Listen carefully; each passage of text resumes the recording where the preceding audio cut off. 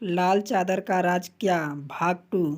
मेरी सासू माँ कभी सोचा नहीं था कि उनका चहेता बेटा इतना बदल गया है, इसलिए मैंने आपको बड़ा मानकर बुलाया था। हम दोनों के बीच रंजिशें खत्म कर दें। मैं संध्या का इंतज़ार करने लगी थी। मैं अपनी सासू माँ को सब कुछ संध्या के बारे में पहले से ही बता चुकी थी। मैंने भी जानना चाहती थी लाल चादर का राज और दरवाज़ा बंद होने का कारण। संध्या हमेशा मेरे रूम में कई घंटों क्या करती थी और सनोज को देखकर इतना क्यों मुस्कुराती थी।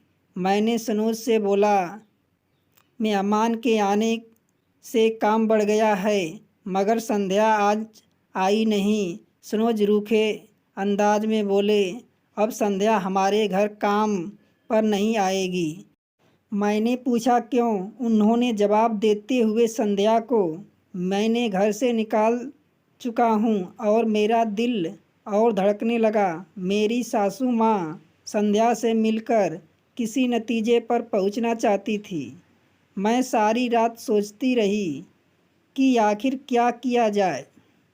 फिर मेरे ख्याल में आया कि श्वेता आंटी के पास संध्या काम करती होगी। क्यों न श्वेता के घर चलूं। एक दिन मैं श्वेता आंटी के घर जाकर बैठ गई और वह अपने सही टाइम पर जब संध्या आई तो वह मुझे देखकर चौंक गई। मैंने बोली, संध्या, आज तूने लाल चादर नहीं ओढ़कर आई हो, क्यों? संध्या ने कोई जवाब नहीं दी। मैंने संध्या से माफ़ी मांगी कि सनोज ने तुमसे गलत कहा है कि हमें कोई काम वाले की ज़रूरत नहीं है। आज हमारे घर काम पर ज़रूर आना। सनोज भी अपने कहे शब्दों पर पछता रहे थे। जब संध्या ने यह सुना तो उसका चेहरा गुलाब की भांति खिल उठा। संध्या अपनी लाल चादर ओढ़कर हमारे घर पहुंच आई, लेकिन मैं हैरानी थी कि उसने इनकार नहीं किया। मुझे संध्या के ऐसे स्वभाव को देखकर बहुत गुस्सा आ रहा था। मैंने बोली, आंटी के घर तो तुम दुपट्टे में चली आती हो, मगर हमारे घर लाल चादर क्यों ओढ़कर आती हो? यह सुनकर संध्या खिसियानी हंसी हंसकर बोली, दीदी आप ही तो कही थी मेरे घर मेहमान आए हैं, इसलिए मैंने पर्दा किया। मैं बोली, मेहमान तो केवल सिर्फ एक ही हैं, पर्दा की कोई ज़रूरत नहीं। और वह भी मेरी सासू माँ। मैंने अपने सासू माँ को आंगन में लगा दिया कि सनोज जब घर में आए तो आप आंगन में ही सनोज को बातों में उलझाकर रखना। मेरी सासू माँ ने भी ठीक वैसा ही किया। मैंने पहले से ही सनोज का सूट बाहर छुपा लिया था। अगले दिन जब संध्या लाल चादर ओढ़कर आई तो उसने मेरे कमरे की सफाई कर रही थी। मेरी सासू माँ ने आंगन में बैठी सनोज का इंतज़ार कर रही थी। कुछ समय बाद मैंने सनोज का सूट पहनकर जैसे ही कमरे की ओर गई तो संध्या ने झाड़ू लगाना छोड़कर मेरे कमरे में आई। संध्या मुझे पहचान न पाई। आपकी इजाज़त हो तो मैं उनसे मिल आऊं। इतने में ही सनोज आंगन में आ गए। संध्या चौंक गई। उसने देखा सनोज तो आंगन में हैं। मेरे सामने यह कौन है? जब मेरी नज़र संध्या पर पड़ी तो वह सदके में आ गई। मेरी सासू माँ गुस्से से लाल हो गई। मैं बोली, संध्या तुम मुझे अपनी हकीकत बता दो। संध्या फूट फूट कर रोने लगी। वह बोली, दीदी मैं बहुत ही अमीर और उम्दा घराने की लड़की हूँ।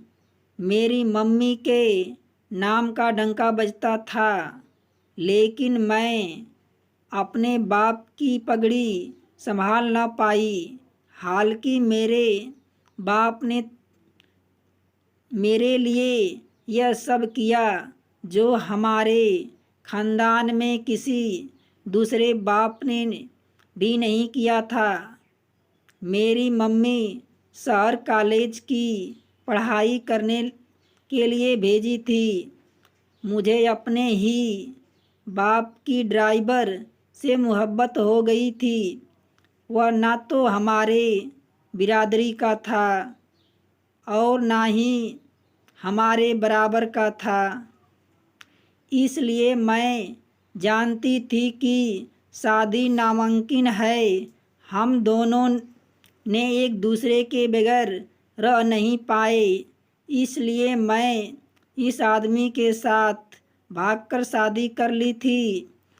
पापा की बद्दुआ मुझे लग गई थी।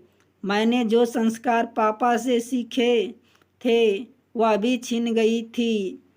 मेरा पति एक नंबर का निकम्मा निकला। कोई काम करता भी नहीं था। 2-3 दिन काम करता तो 4 दिन घर पर बैठा रहता। पहले तो हमारा गुजारा हो रहा था, लेकिन जब औलाद हो गई तो अब हमें हिम्मत करके अपने बच्चों का पेट भरने के लिए नौकरी करनी पड़ी। फिर मैं अपने घर आई तो सनोज को देखकर दंग रह गई थी, क्योंकि सनोज तो मेरा सगा भाई निकला।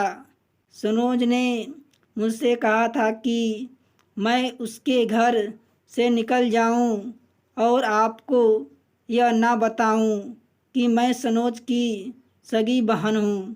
लेकिन मैं तो बहुत सालों बाद अपने भाई को देखा था। दुनिया बहुत बेरहम है। इस दुनिया में अपने खूनी रिश्ते शायद अपने मतलब से होते हैं। मैं तो सनोज को मनाने की कोशिश करना शुरू कर दी थी। मैं हर रोज़ लाल चादर इसलिए ओढ़कर आती थी क्योंकि यह लाल चादर मेरे भाई ने सालगिरह पर मुझे तोहफे पर दिया था। मैं एक ख़ास तरह का हलवा भी बनाकर लाती थी, जो मेरे हाथों से बना हुआ गाजर का हलवा बहुत शौक से खाता था। अब मैं हर रोज़ आपके बेड रूम को अंदर से बंद करके साफ इसलिए करती थी क्योंकि मैं अपने भाई को अपने हाथों से गाजर का हलवा खिला सकूं। और हर रोज़ आपके कमरे में ही माफ़ीनामा लिखती थी। मगर सनोज मुझे माफ़ करने के बजाय मुझे घर से निकालना चाहता था। इसलिए मैं उसको धमकाना शुरू कर दिया था। मैं उनसे कहती थी कि अगर आप मुझे माफ़ नहीं किया तो मैं दीदी से बता दूंगी कि मैं सगी बहन हूँ। यह नहीं चाहते थे कि आपको यह सब पता चले तो आप मेरे भाई को छोड़कर चली जाओगी। इसलिए यह सब हरकतें मुझसे। संध्या अपने सारे दास्तान सुनाकर रोने लगी। संध्या कह रही थी कि पापा को दुख देखकर मैं खुश नहीं रह पाई। ना पापा का नाम खराब हुआ होता। मेरे खूनी रिश्ता जिंदा भी मुझसे जुदा हो गए। मेरे पति ने भी आंखें बंद कर ली थी और वह लड़की जिसके साथ आगे पीछे नौकर चाकर घुमा करते थे, वह लड़की 2 वक्त की रोटी के लिए दूसरों का झाड़ू बर्तन करती फिरती रहती है। मेरी सासू माँ ने अपनी बेटी की दुख बर्दाश्त न कर पाई। वह फौरन संध्या के गले लग गई। मेरी सासू माँ आगे बढ़कर बोली, सनोज, माँ का दिल कभी गलत फैसला नहीं करता। संध्या अपने हिस्से का सजा भुगत चुकी है। अब आप भी उसके सर पर हाथ रख दीजिए, उसे माफ़ कर दो। सनोज के आंखों से आंसू आ गए। सभी लोग ने संध्या को माफ़ कर दिया।